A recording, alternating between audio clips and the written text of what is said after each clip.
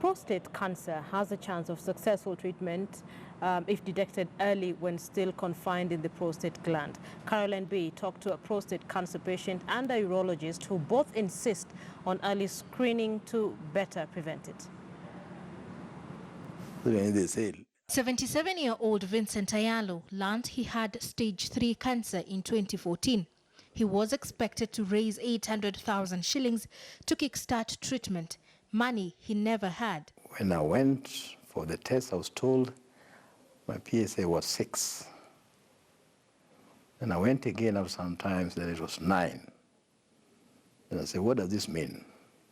And they said, it's a sign that maybe you got cancer. He first noticed he had a frequent urge to urinate, but passed little to no urine. Instead, he chose to brush it off. Yet, that should have been his initial symptom of the disease. Don't wait for treatment because it's very expensive.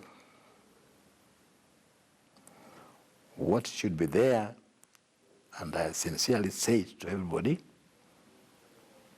that we should have the screening equipment and qualified personnel to handle this screening equipment. He says his cancer is now manageable, but is required to attend consistent clinical visits. His advice to fellow men is to go for regular screening and open up about their private health struggles. Men keep it to themselves, and this destroys them very easily. Prostate cancer is the most rampant type of cancer among men, while cancer of the esophagus, which comes second, causes most deaths. Even when I talk to my patients. Dr. David Kimani, a urologist, says treatment for prostate cancer is locally available. Hence, no need to travel abroad for treatment. So there has been developments in the field of prostate in this country. One is that PSA has become virtually universally available. So anybody who wants to have screening for prostate cancer in Kenya doesn't have to move out. He mentions that men above 60 years are more at risk of getting the disease, but anyone over 40 years should immediately start screening. Early symptoms include trouble urinating, discomfort in the pelvic area, and erectile dysfunction. The sad bit is that in the early stage of the prostate cancer is no symptoms at all. That's the sad bit. Meaning the only way I can diagnose cancer of the prostate early is to screen. Meaning I look for those who don't have the disease and go looking for the symptoms. There has been numerous reports saying frequent sexual activity reduces the risk of prostate cancer. However, there has been no conclusive studies to indicate so, says Dr. Kimani. But those are largely retrospective studies. Retrospective studies means you look at patients who have cancer and then you tend to calculate how many times do you have ejaculations per week or something like that. And there are some reports that it may actually do. But we do not have antegrade studies, meaning a study that starts today with men who are normal, then you count how many ejaculations they have, and then you follow them over time to see whether they develop prostate cancer or not. So it is still an unsettled debate. Age, family history and race increase risk of prostate cancer. Africans are said to carry a greater risk than men of other races. Nonetheless, research is yet to determine why. It is not clear what causes prostate cancer, but doctors know that it begins when cells in the prostate become abnormal and start mutating. Caroline B., KTN News. Savenda village in Kakamega East is in shock after a man hacked to death his elderly father, aged 80, with a hoe after they differed over a meal of ugali. The suspect, who was not satisfied with his boiled maize, is reported to have grabbed a hoe and attacked his father after he refused to add him his ugali. Willie Lusige has the story.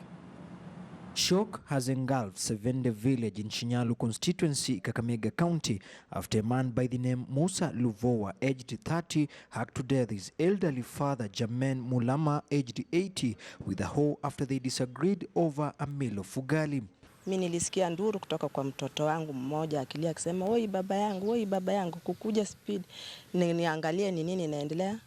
Nilikuja na nikapata shemeji yangu amelala chini, damu inamwagika. Kuuliza wakasema mtoto amemkata.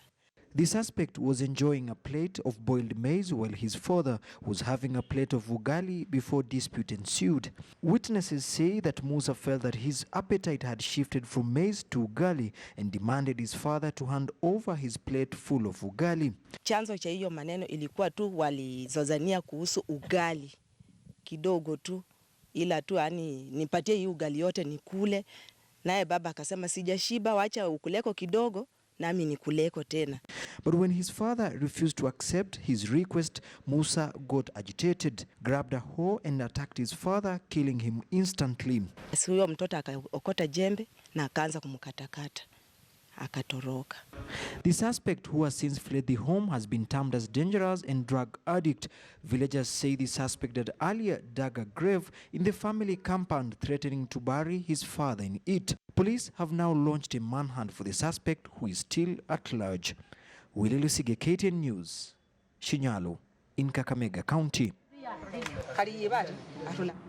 So the spotlight that is currently on the Kenyan Health Services shifted to the true state of healthcare delivery in the public health facilities, and the verdict is out. Even as many seek specialized services, basic healthcare services are still far from reach for many, as per the 2018 Health Service Delivery Indicator Survey. And as Dr. Mercy Korir now reports, while infrastructural development has improved since devolution, lots more plague Kenya's health system.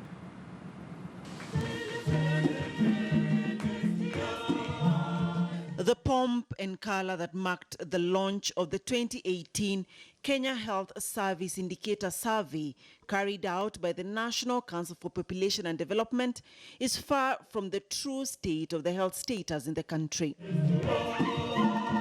If it were a person, the prognosis would be bad. I would urge the leadership in counties to really take health as a priority.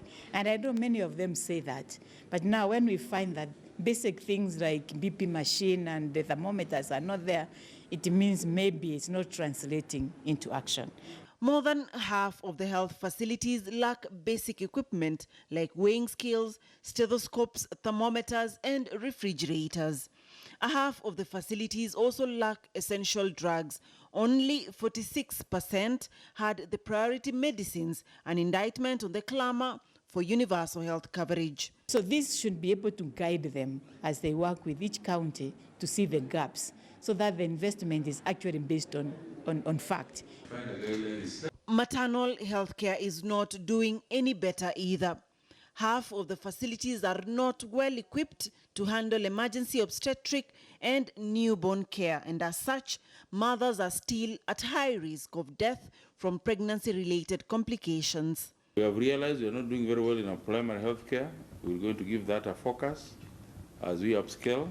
Incorrect diagnosis of some conditions, not adhering to treatment guidelines, high outpatient numbers being attended to by healthcare providers, and absenteeism by half of the healthcare providers were some of the key findings that deal a blow to the already ailing health system.